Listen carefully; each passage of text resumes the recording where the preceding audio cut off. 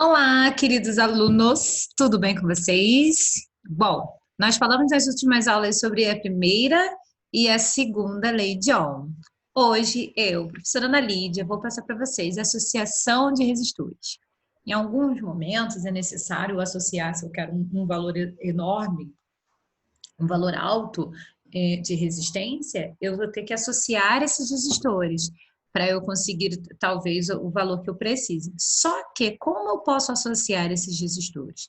Existem três maneiras de se associar os resistores. Em série, em paralelo e misturando os dois, que a gente chama de mista. Então, vou compartilhar com vocês agora o slide e tentem me acompanhar aqui na explanação da matéria. A gente já sabe que são resistores, ele transforma energia elétrica em energia térmica, e a gente chama esse efeito de efeito Joule. Quando necessário um nível de resistência muito alto, nós podemos associar esses resistores em série, ou em paralelo, ou misturando os dois, que a gente chama de associação mista. Então, vamos entender como funciona a associação em série. É simples. Nesse tipo de associação, o que eu tenho em comum para todos os resistores? Eu só tenho um caminho na corrente. É importante falar que para haver corrente, eu tenho que ligar um fio, né, obviamente, com seus polos, uma diferença de potencial. Havendo diferença de potencial, eu tenho corrente elétrica. E na associação em série, é exatamente isso. Eu associo os resistores em série. E isso faz com que a corrente passe, a mesma corrente passe em todos os resistores. Ou seja, qual é a característica de uma associação de resistores em série? Como é que eu posso chamar uma associação em série? Uma associação em série tem essa característica, a mesma corrente para todos os resistores. Eu coloquei um gifzinho aqui para vocês verem. Eu tenho aqui, ó, os elétrons em pares ordenados, passando a mesma corrente elétrica passando em todos os resistores dessa lâmpada, ok? Então, eu tenho a mesma corrente para todos os resistores. Então, por que, Ana Lídia? Só tem um caminho de passagem, e isso determina a associação, ok? Repare, vamos lembrar da primeira lei de Ohm? Quem vê, ri, muito bem. Então, quem é o V? É a voltagem, a diferença de potencial ligada aos polos A e B, ok? Só que se a corrente ela é constante, o meu resistor, obviamente, pode variar. E como a voltagem é diretamente proporcional ao resistor, então cada resistor vai ter a sua própria DDP. Por que que vai ter a sua própria DDP, a sua própria tensão, a sua própria diferença de potencial? Por que vai ter a sua própria voltagem, Ana? Porque ela depende da resistência, já que a corrente é a mesma, é constante.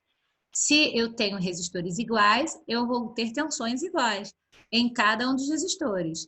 Mas aí eu tenho que somar essas tensões, mesmo sendo iguais ou diferentes, vai ser diferente se houver resistores de outros valores. Aí eu vou ter uma DDP diferente. O DDP é o U, né, gente? A diferença de potencial. Então, eu tenho a diferença de potencial aqui para o resistor 1, eu tenho outra diferença de potencial para o resistor 2, eu tenho outra DDP, diferença de potencial, para o resistor 3. Eles têm a mesma corrente porque é uma associação em série, né? Só tem uma passagem por esse fluxo de cargas, né? Essa corrente elétrica acontecendo. E aí, eu quero saber, por exemplo, qual é a DDP total? Ou mais ainda, quantos você colocou tantos resistores para substituir qual o valor? Qual é a resistência equivalente? Ou seja, o quanto de resistência no total eu estou querendo substituir com esses três resistores? Então, primeiro, temos que saber que a corrente é a mesma. A DDP de cada resistor é só somar, beleza?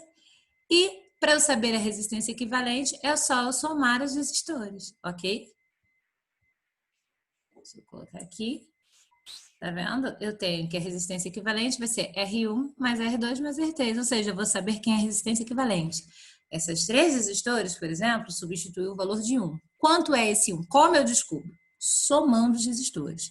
Então, eu tenho a resistência equivalente, eu vou ter a DDP equivalente do total. Digamos que a associação está submetida a 100 volts, num total de 100 volts. Numa associação em série, é um total de 100 volts. Então, quanto vai ser desses 100, vai ser quanto para o resistor 1, quanto para o resistor 2, quanto para o resistor 3? Bom, se a corrente é a mesma, o que vai ter que variar vai ser a resistência.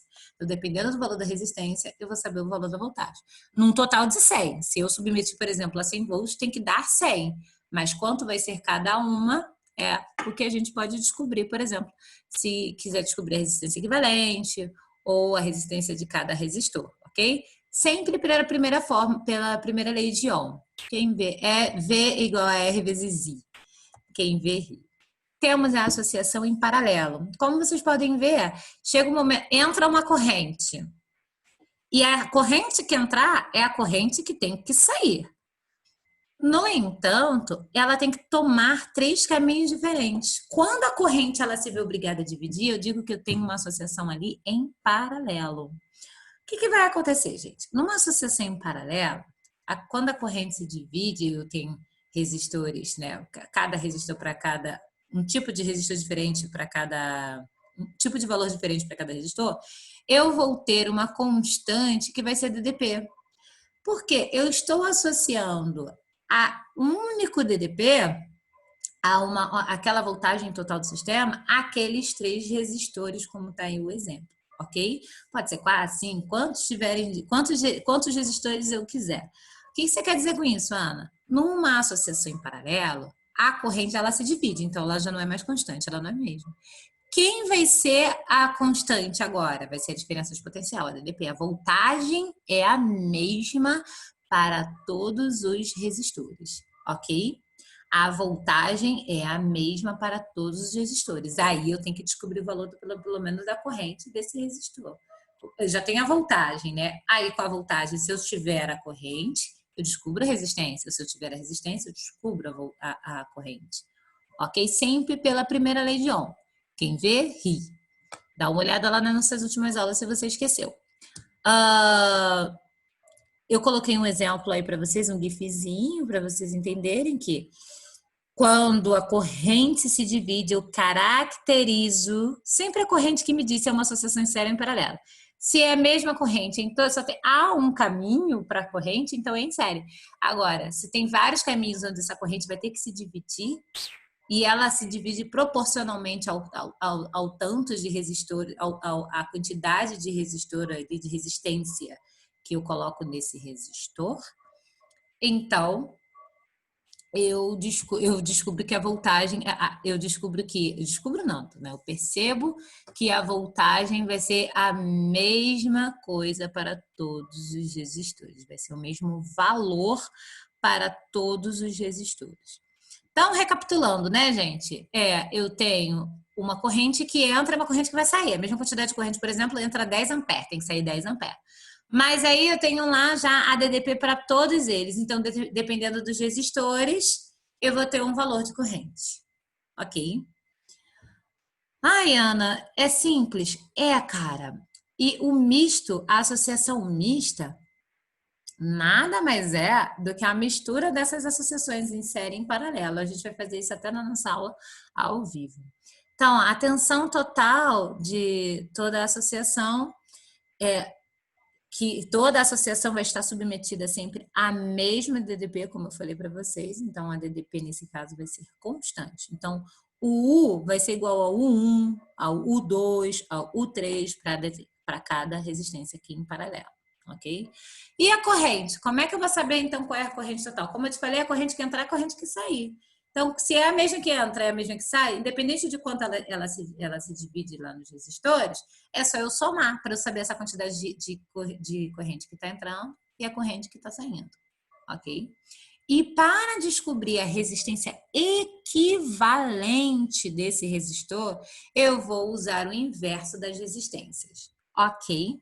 Então, o inverso da resistência equivalente, eu vou pegar lá o valor da resistência R1, eu vou colocar o inverso dela, somar com o inverso da resistência 2, com o inverso da resistência 3 e vou achar o inverso da resistência equivalente, ok?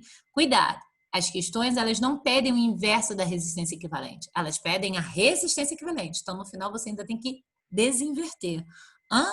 Vai ficar mais fácil quando a gente começar a fazer os nossos exercícios. Nas nossas aulas ao vivo, nós vamos fazer um exercício de associação em série e associação em paralelo. Recapitulando, então. Associação em série, quais são as características? Associação em série, todos os resistores têm a mesma corrente elétrica. E cada resistor é submetida a uma DDP. Como é que eu descubro a DDP total de resistores em série? Somando.